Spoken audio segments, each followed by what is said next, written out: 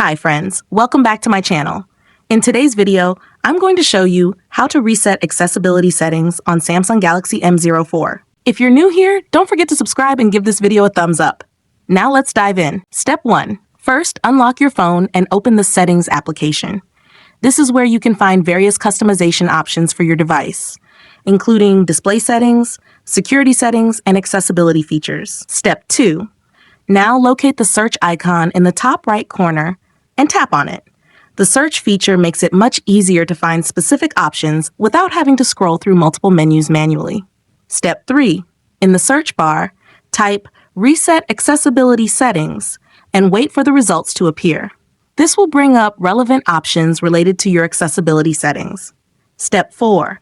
After performing the search, find the Reset Accessibility Settings option from the search results and tap on it.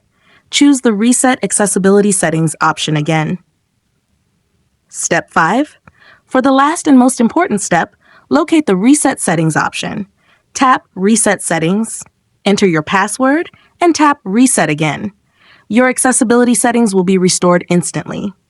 If you found this tutorial helpful, don't forget to give it a thumbs up and subscribe to my channel for more great tips.